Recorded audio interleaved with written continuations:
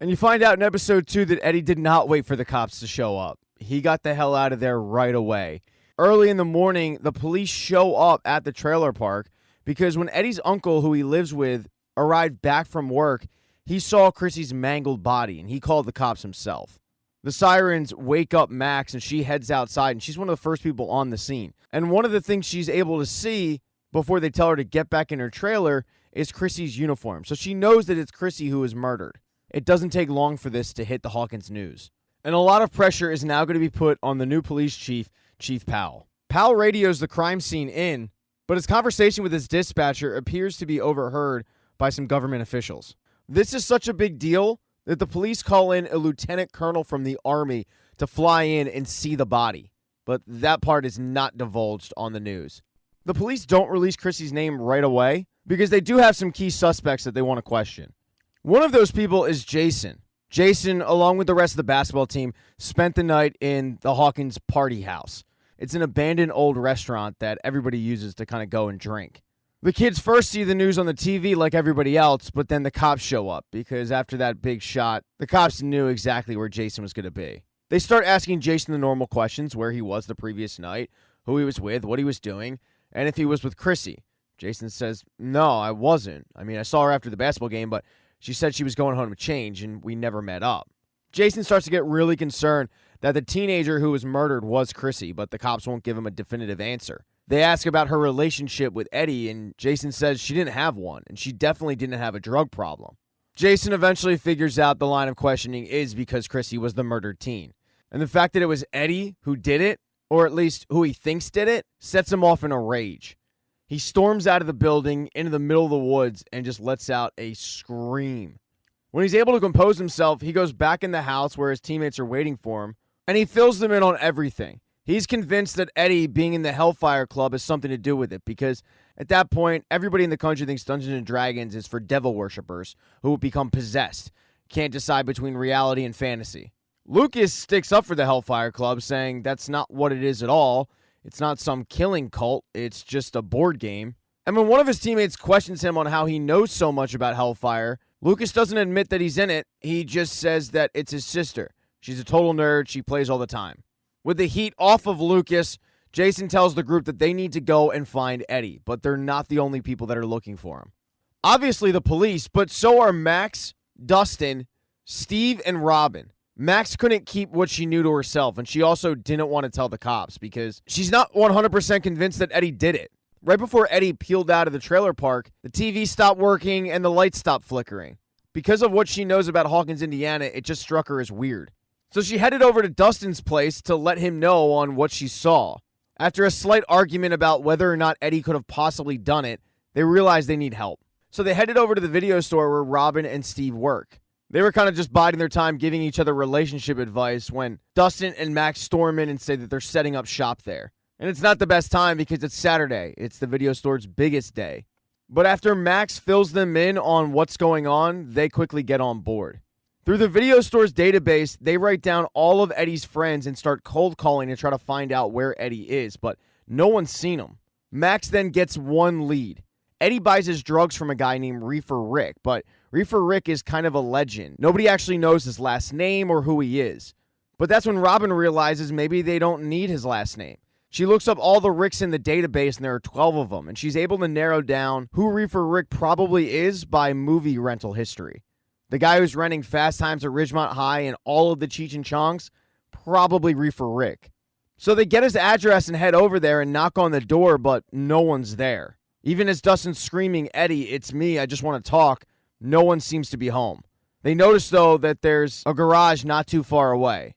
They go to check that out, and no one seems to be in there either. But it's clear that somebody was there not too long ago.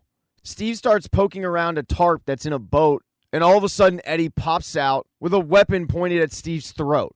Dustin has to talk him down and explain that the cops aren't there. It's him and his friends. Eddie knows Robin after all. She's in the band, and Steve is also there to help. But as Eddie stands down, he is still very, very much on edge. He tells them the story, but he's convinced they're not going to believe him. And Dustin says, well, what I'm about to tell you might be difficult to believe. There's another world underneath Hawkins. Sometimes that world bleeds into ours, and the things that bleed into our world are worse than ghosts. These monsters from this other world, we thought they were gone before, but they've also come back before. That is exactly why we needed to find you. Because if they're back again, we need to know. They start asking him, did you see anything? Dark particles, smoke, something? And Eddie says, no, there was nothing you could see or touch. Eddie starts describing more in detail what Chrissy was going through. He says it was like she was in a trance. And Dustin says, or she was like under a spell. Eddie says, a curse. And Dustin responds with Vecna's curse. Vecna was the monster that they destroyed in their latest Dungeons & Dragons campaign. He was tough to destroy in the campaign, and he's going to be even tougher to destroy in real life. Vecna is an undead creature of great power. He's a dark wizard who's able to cast spells. Not exactly something you want to see on spring break.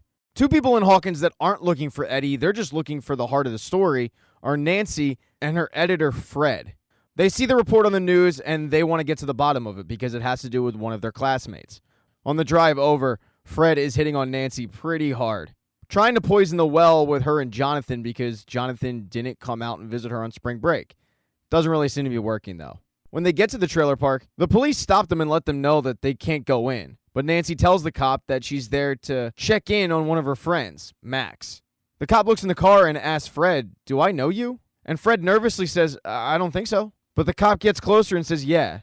No, actually, I do know you. You killed that kid last year. That ugly scar on your face, it's from that crash. And the light scar on Fred's face starts busting open, becoming way more visible. And the cop becomes way more demonic. Fred gets pretty freaked out, but when he snaps out of it, the cop is normal. He also ends up letting both Nancy and Fred go and, quote, check up on their friend, when in reality, they just go door to door asking neighbors what they know, and no one will really talk to them. Nancy then notices there's one person they haven't talked to, Eddie's uncle. Nancy takes the lead, letting Fred just kind of hang back. Eddie's uncle is pretty hesitant to talk to Nancy because he figures that she, like the rest of the community, is just going to be convinced that Eddie killed Chrissy. But when Nancy insults the editor of the Hawkins Post, Chuck, who she used to work with, it gets Eddie's uncle to open up a little bit. Eddie's uncle tells Nancy that Eddie didn't do it. It's just not in his nature, no matter what anyone says. The man who did this was pure evil. Nancy says, you think you know who did this? And he says, yeah, Victor Creel. Victor Creel was a local who lost his mind way back in the day. He killed his whole family, and he took their eyes out, which fits the description of what's gone down with Chrissy. Because what happened with Chrissy fits the description of what happened with Victor Creel's family, Eddie's uncle thinks that Victor broke out. Victor's currently in an insane asylum, and he has no way of knowing this, but it can't be a coincidence in his opinion. Nancy then looks up and notices that Fred is gone, because Fred has been summoned by something into the woods, where he finds a clock tower laying on its back. It looks like the same exact clock tower that Chrissy saw. Fred starts staring at it, but when he turns around, there's a bunch of dead monsters looking at him, and one little girl who just starts pointing at him yelling, murderer, murderer, murderer, over and over. Fred ends up running out of the woods to get away from it. He finds his way onto the road, but he's not actually on the road. He's in the upside down. And what he sees on the road in the upside down is the car crash that the police officer was talking about. The car crash where he killed a kid. All of a sudden, Fred ends up falling into a grave where he's approached by Vecna. And Vecna tells him, I want you to join me. He then grabs Fred's face, just like he did with Chrissy. And in the real world, Fred, on the middle of this road, starts levitating up, his body breaking just like Chrissy, and then he falls to the ground dead. While all of this is going on, Nancy is trying to find him in the trailer park to no luck. After killing Fred, in the upside down, Vecna heads to pretty much where he lives. It appears to be this dark, old house. Now, one person that has no idea what's going on is Mike. He actually made it out west to go visit Eleven for spring break. He meets Eleven at the airport, who's with Jonathan, Argyle, and Will. Eleven is so relieved to see Mike. Will had brought a painting that he was working on to the airport, and Mike does ask, hey, what's that? But when Will tells him it's a painting and Mike doesn't ask to see it, on the way out, Will ends up crumpling it up. This is as Eleven is telling Mike about all the plans that she has and all the friends that she is going to introduce him to. Friends that she doesn't actually have. One of which is Angela, the girl who bullied her. The group heads off to the local skating rink, but Mike wasn't the only one on that plane, because so was Murray. He showed up to help Joyce out with her dilemma. Argyle and Jonathan drop Will, Mike, and 11 off at the skate rink with plans on picking them up in a few hours. Unfortunately for Will, he's a straight third wheel. He also doesn't like the fact that 11 is lying to Mike. When Mike goes to get socks, he asks her, "Why are you lying? You told him that you come here all the time when you don't. You told him that you have friends when you don't." And before she can even give an answer, Mike gets back. At first, things for Mike and 11 are going great. They're having fun. But things take a turn pretty quickly when, as they're eating in the skate rink, Angela and her group of friends approach them. They first ask 11 who Mike is, and when Mike says, "Oh, it's nice to meet some of Jane's friends," because she's going by Jane now, Angela doesn't correct him, just grabbing 11 and dragging her onto the skate floor. When that happens, Will gets super, super nervous, and he has to come clean to Mike that everything that she told him was basically a lie. Things are not going well for her. And that's when you see Angela leave 11 in the middle of the skate floor as the DJ makes an announcement that the next song is dedicated to Jane, the local snitch. Angela and a group of friends start circling 11, pointing, laughing at her, and 11 is getting super uncomfortable, super embarrassed, and just a mess. Mike goes to the DJ to try to stop it, and he's able to, but when the song stops, somebody throws a chocolate shake all over 11, and she storms out of there and goes to hide. Mike and Will start looking all over for her, but they can't find her because 11 is hiding out in a staff closet. And with tensions high, Will decides that now would be a good time to bring up to Mike that he's been a pretty crappy friend. Ever since the move, the two really haven't talked, even though they used to be best friends. Yet, Mike has written Elle hundreds of letters. The fact is, Will just feels neglected. But Mike puts it back on Will and saying, "You could have reached out more." As those two were arguing about their friendship, from the staff closet, 11 notices that Angela is laughing with her friends about what they did to her, and she wants revenge. She's willing to give Angela a chance, though. She storms out of the staff closet and yells, "I want you to say sorry to me, and I want you to tell my boyfriend that it was just a joke, that we are friends." And Angela says, "Or what?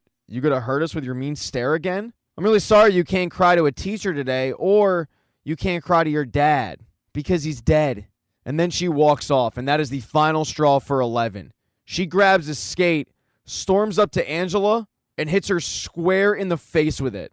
Angela is split open right between the eyes pretty good. She's definitely going to have a scar. And that gets the attention of the entire skating rink. Mike and Will are appalled, and 11's a little bit surprised about what she does. But she also gets flashbacks to what happened back in 1976, because Mike says the same thing that Dr. Brenner said. "What have you done?" And 11 just went from being the town freak to now a dangerous freak.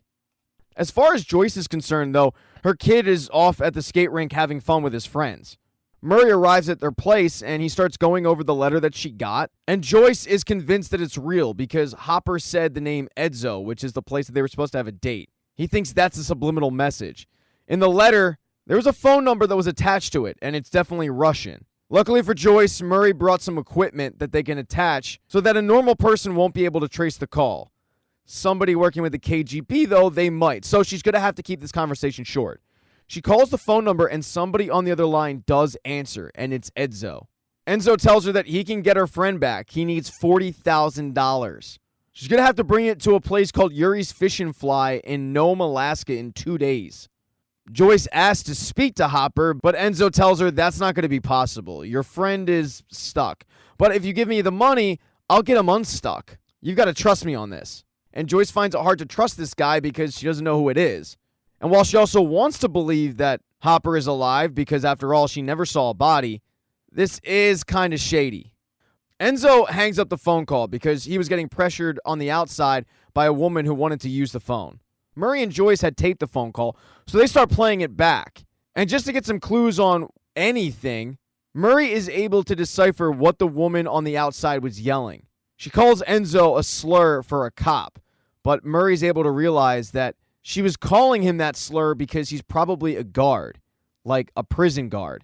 Hopper's stuck because he's in prison. That's all that Joyce needs.